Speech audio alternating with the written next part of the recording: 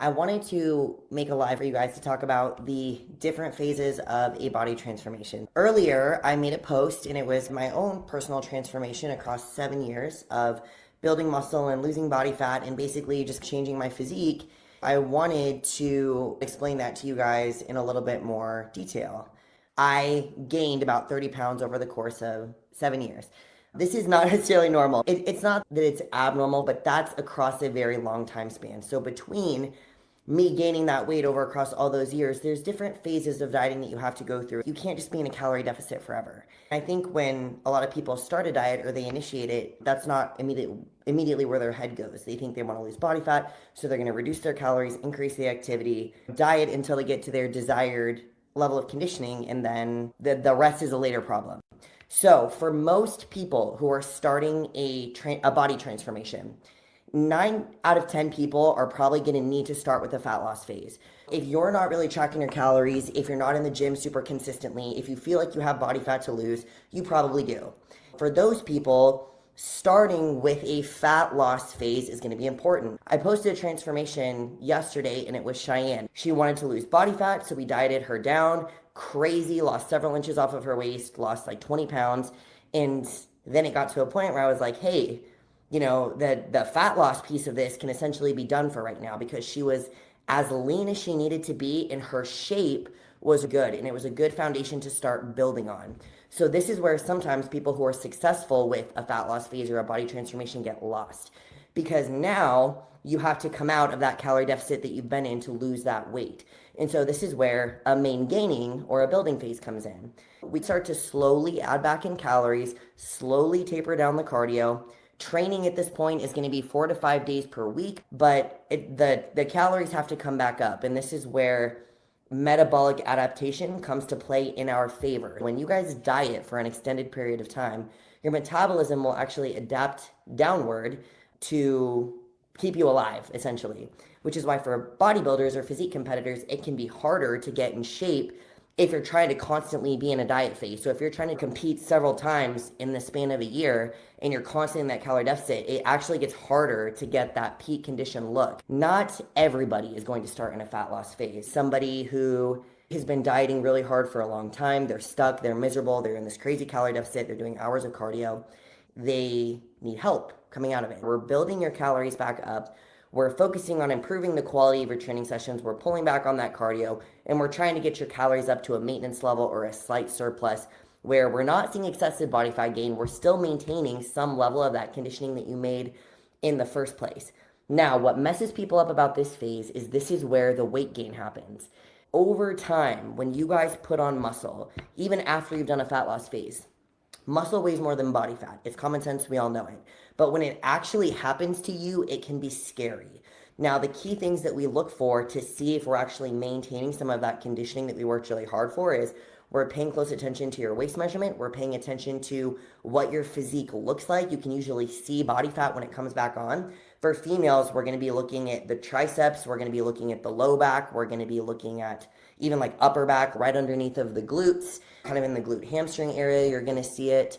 Some women hold more in their waistline, like myself. Unfortunately, I hold kind of like a guy. My legs will stay relatively lean, but my low back gets, a little bit more body fat sooner. Then there's a front to back. So some women's back will stay relatively lean and they'll carry it a little bit more in the front.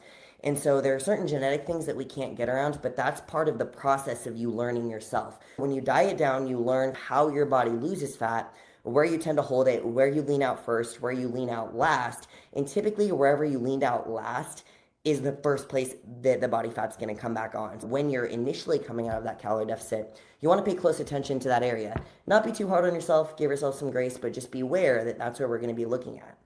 The easiest way to adjust settings, which settings would refer to how much cardio, how many calories, how many days a week they're training.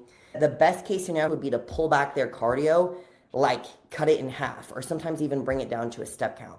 If you've been doing excessively high cardio for a very long period of time, if you keep your diet the same, but you remove the cardio altogether for a week, or you reduce it to a step count, or you cut it in half or less, your body's not going to gain body fat just from reducing your activity.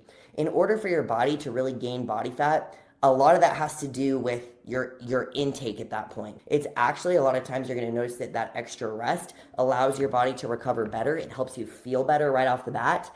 And you'll notice that you're eating the same, you're doing way less cardio, and your body maintains or sometimes can even drop further, or you're going to look better, or your lines are going to look better, or maybe you're feeling really flat in your lower body. Their legs will start to fill out a little bit because we're bringing that inflammation down.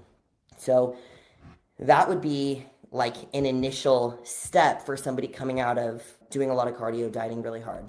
Once we pull back on their cardio for a week, maybe two, I would reintroduce some of their cardio at maybe 30 to 50% of what they were doing when it was really high, and then also give them a calorie bump. So having a break from that cardio for a couple of weeks and then reintroducing it again can be a really good way to increase someone's calories without having them gain body fat like crazy, or if they are sensitive and they're the person who feels like they look at a piece of pizza and they just gain weight, you can introduce a calorie cycle. Typically spiking their calories on some of their higher output days, like if they have a really hard cardio day, if there's somebody who does CrossFit or they have HIIT workouts, you'd want to increase their calories on that day. If there's somebody who has really hard leg days, we'd want to increase their calories on that day. These are just different ways to come out of that deficit while minimizing body fat regain and getting yourself to a happier, more sustainable place. When we're talking about body transformations over a period of time, let's say we're looking at it over a year, somebody might spend 14 to 16 weeks in a fat loss phase, which would be, what is that, 4, 8, 12, 16, 4 months in a fat loss phase. Okay, then we might reverse diet them for a couple months, nice and slow, coming out of that fat loss phase, maybe 2, 3, 4 months, getting their calories up. And then there's a certain point where the body kind of stabilizes. So we talk about gaining the weight slowly, being in the form of lean body mass. But if you're eating clean and healthy and you're doing your cardio, you're following your menu and your training program, there's going to be a point where your body kind of stabilizes and it doesn't want to fluctuate too far up or down. That's when you can really get away with having more cheat meals. You can introduce more flexibility, and then you can also taper back on the cardio further, put more energy and effort into that training. And this is where we're really looking for visual cues, because visually that person is going to change more so than their weight and measurements. They've kind of leveled out by that point. I think when it comes to making a body transformation, whether your goal is fat loss or muscle gain, or maybe you're just at the beginning of a transformation and you need to go through each of those phases a couple times to really see a significant change or get that athletic look that you're going for, you need to understand that different phases of this journey require different things from you. I'll see influencers post things like, if you can't sustain what you did to get there, then it's not your dream body, or it's not a diet that you should be on. But the reality is, sometimes you're going to have to push a little bit harder for that fat loss. And that doesn't mean that it's going to last forever. And it doesn't mean you're just going to gain the body fat after that phase is over. It's just depending on your life situation, your hormones, your stress, your sleep, your food, your family requirements, your job requirements, how long are you on your feet? Like, all those things play into how your body looks at any given point in time.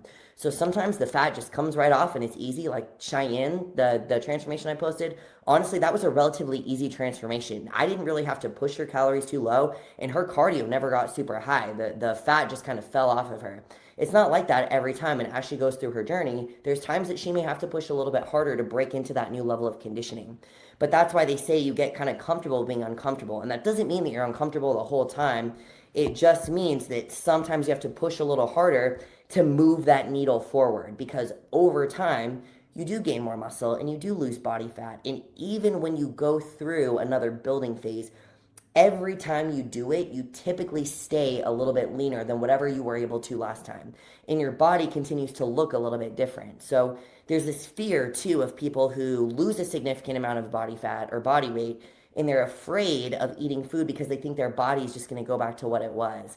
But the reality is that you is in the past. The you that made the choices to get your body to where it was is gone. And now you're eating healthy, you're resistance training, you're doing somewhat of a cardio routine, and you're paying attention to things you maybe didn't pay attention to before, and you have new habits. So the likelihood of you going back to that old body that you started with is very unlikely. I feel like it would actually be kind of hard to revert back to that from where you are once you've really focused on the habits and the activities that make that transformation possible. My point here is, when you have a fitness goal, which it's December and a lot of people have their fitness goals, You need to think about where you are right now. Maybe you are the person who needs to lose fat, or maybe you're the person who's been dieting really hard and chasing this for a long time and you're feeling stuck.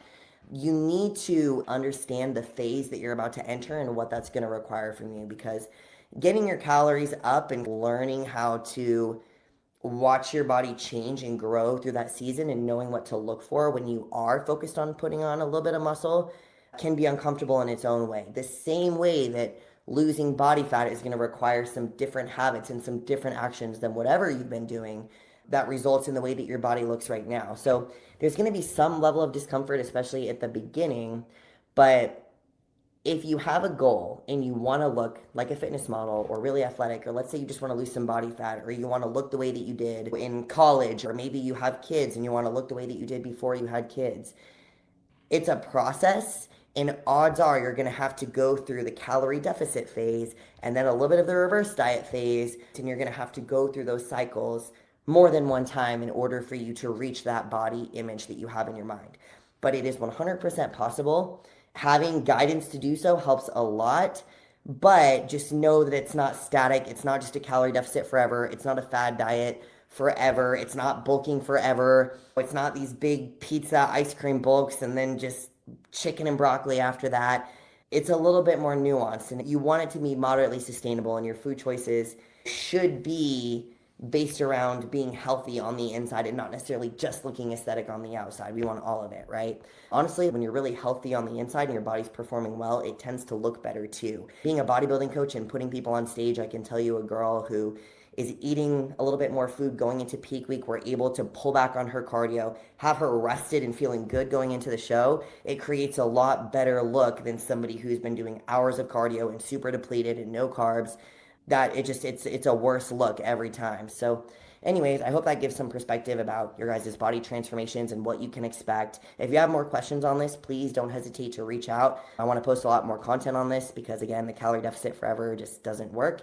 And I'm here to help you guys every step of the way. So I'll see you next time.